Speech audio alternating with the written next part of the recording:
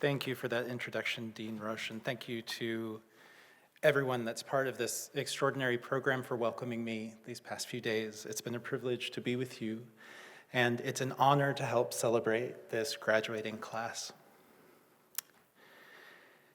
When I was a child, the two biggest industries in the part of the world I come from were tobacco farming, my family were small farmers, and coal mining. And so I've always been skeptical when writers complain about what hard work writing is. Which, if my 2 decades in writing communities have taught me anything, they've taught me this, is our favorite thing to do. Certainly we like complaining about writing more than we like writing itself, though if we're very clever, sometimes we can combine the two. Yeats was very clever, and he wrote this: "A line will take us hours, maybe. Yet if it does not seem a moment's thought, our stitching and unstitching has been naught. Better go down upon your marrow bones and scrub a kitchen pavement or break stones like an old pauper in all kinds of weather. For to articulate sweet sounds together is to work harder than all these, and yet be thought an idler by the noisy set of bankers, schoolmasters, and clergymen the martyrs call the world." This is from Adam's Curse, which is a great poem.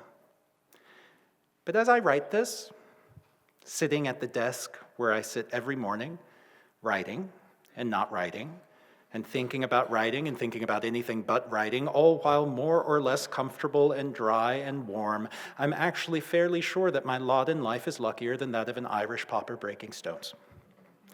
I get to sit and think and have feelings and record my experience of the world with the utterly outlandish and nevertheless not entirely unfounded expectation that other people will be interested enough to read what I write. It's astonishing, really, to be able to do what we do. What unaccountable privilege, what miraculous luck. That said, writing is really hard, and I complain about it more than anyone else I know. It's hard for obvious reasons. Thank you. Best audience. It's hard for obvious reasons. It's a terrible way to make a living, and unless one is very successful indeed, Yeats was right about the disdain in which it's held by the arbiters of worldly value. The worldly rewards of writing, when there are rewards, money, prestige, are almost always small, and even those seem impossibly out of reach. But the real difficulty about the life we've chosen, the writer's life, is what seems to me so often like its loneliness, the solitude that maybe impels us to write, and that is almost always the necessary condition and accompaniment, and perhaps also the consequence of writing. I think this is true whatever kind of life we settle into, whether convivial or solitary. To be a writer in America today means living a life for which there's not really a pattern, which is part of why, along with the accomplishment and pride you feel today, you may be feeling a bit of anxiety too. And being a writer also means making things for which there is no pattern, or whose patterns and rules are dictated by internal exigencies that become clear only in their satisfaction, and so therefore are never fully clear. The hours we spend writing may be full of exhilaration or dissatisfaction or uncertainty. Probably they're full of all of these things, but they are hours we spend alone. Writing is hard because one measure of our seriousness as artists, I think, is the extent to which we make ourselves vulnerable in those hours, the extent to which we make them hard for ourselves, hard on ourselves, the extent to which we examine and reveal our most intimate selves on the page. I don't mean the extent to which our writing is confessional or autobiographical. I mean that to write a story or a poem or an essay is to make a claim about what we find beautiful, about what moves us, to reveal a vision of the world which is always terrifying.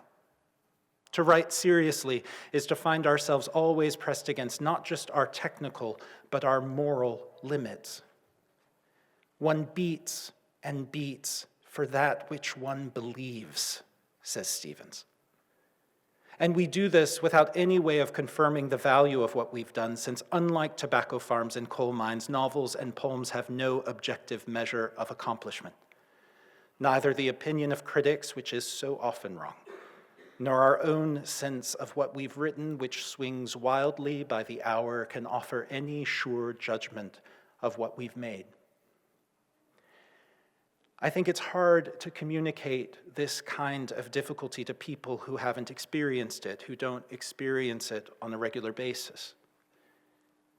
For 4 semesters, it has been your luck to gather together here, in this place where that difficulty is shared, where everyone around you has experienced it, where you can complain about it endlessly and relax into the camaraderie of its being understood.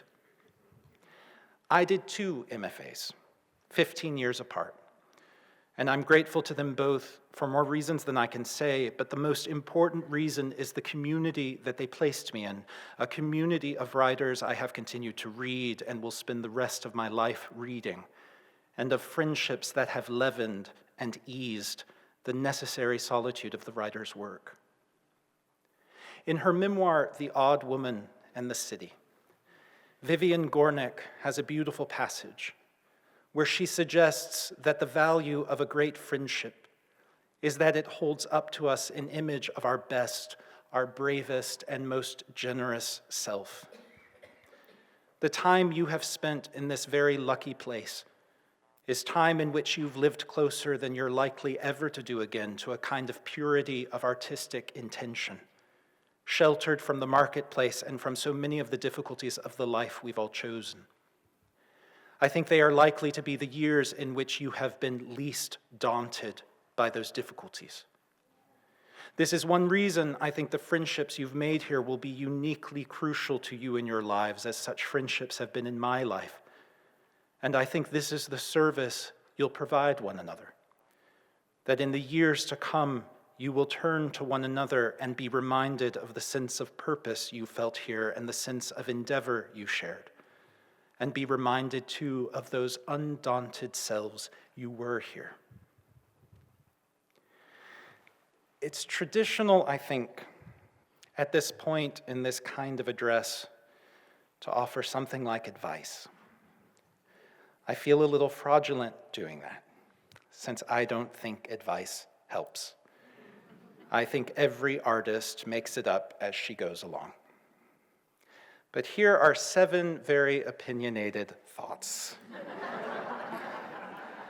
of dubious value and in no particular order about weathering the artist's life, and especially the life of an artist in the world.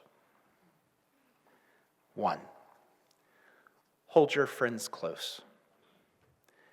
The success of an MFA program isn't measured in how many poems you publish or whether you find an agent or even in how many pages you manage to write. It's in the friendships you form and in the number of helpful readers you find.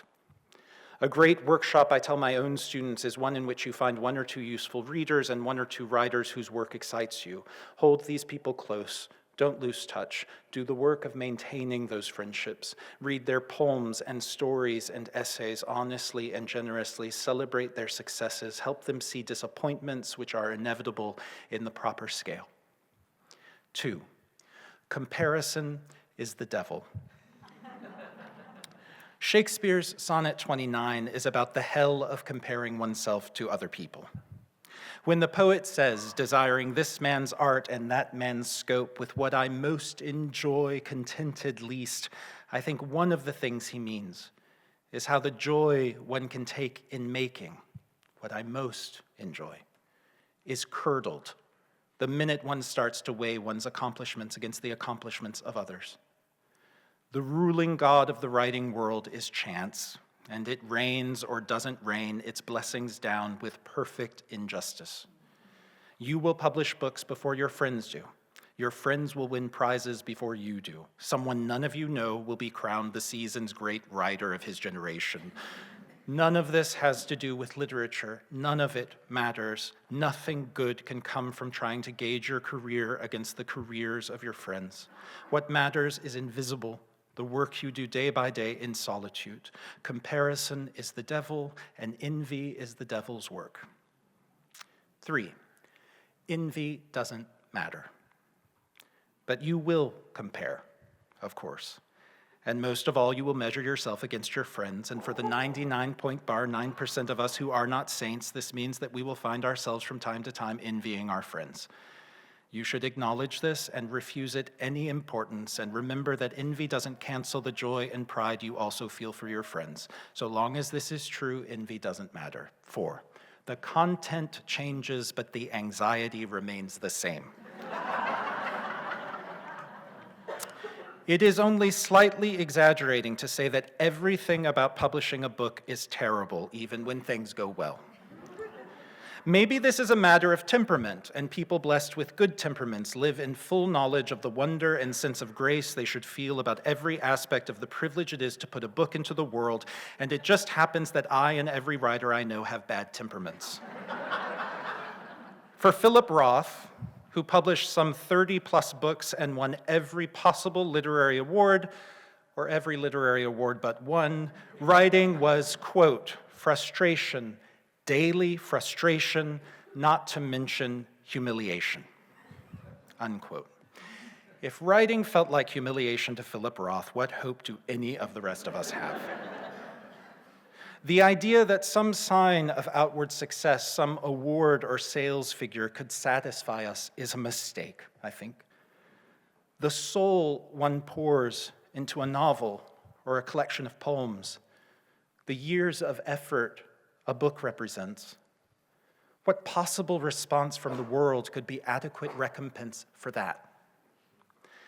I remember thinking as an MFA student that the anxiety I felt would lessen when I got an agent, then when I sold a book, then when I got my edits, then when the book was published, then when I got my first review, then when I got a particular review, then when I finished a second book, then when I sold a second book, etc. At each point, the content changes, but the anxiety remains the same. The only time the anxiety lessens is when I'm bent over my notebook doing the only work that matters, trying to write a decent sentence, then another decent sentence, then one good page, then another. 5, not writing is the only failure that matters. For 20 years before I published my first book, I wrote in absolute obscurity, in something that could only look from the outside like failure. Certainly it looked like failure to my family, to many of my friends, often enough to myself. For some of that time I was a student. For much of it, I taught high school English. But in all those years, without any visible success, there was only one year that I experienced real failure, the only kind of failure that counts, my first year teaching high school, when I was so overwhelmed that for the 9 months of the academic year, I didn't write a word.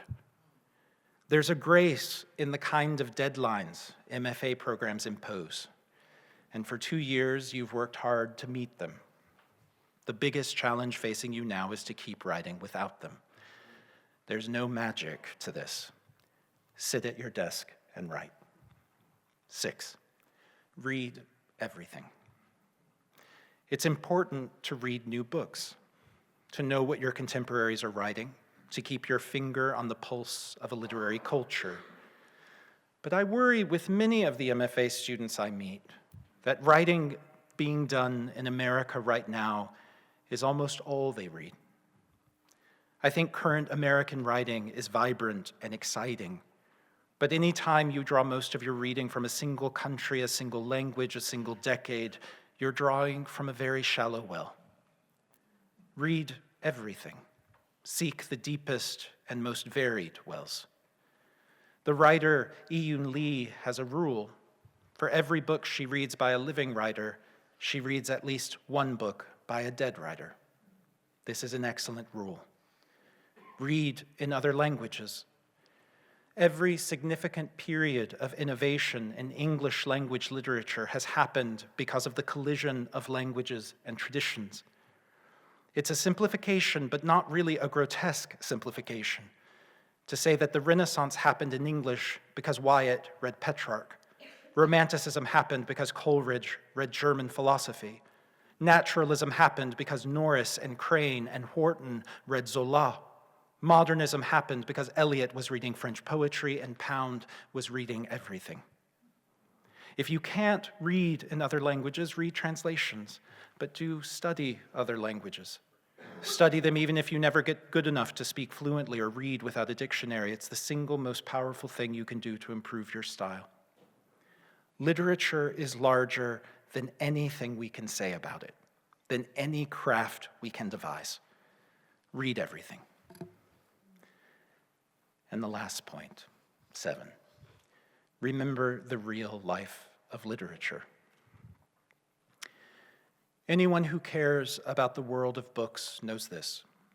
Each year, great books go unnoticed, mediocre books win awards, terrible books sell millions of copies. Very seldom do merit and recognition coincide. When they do, when Frank Bedart wins the Pulitzer Prize, or Sigrid Nunez wins the National Book Award, it's important to rejoice. The truth is that every visible mark of success is irrelevant to the real value of literature. The saddest thing I've ever heard anyone say was a remark made by an editor at a major house considering the conveyor belt of new books, each granted the month or so of attention an editor and publicist can spare them. And let's say these are only the luckiest books. I might as well be selling shoes, he said. I said before that comparison was the devil, and it is, but really, the commodification of art is the devil.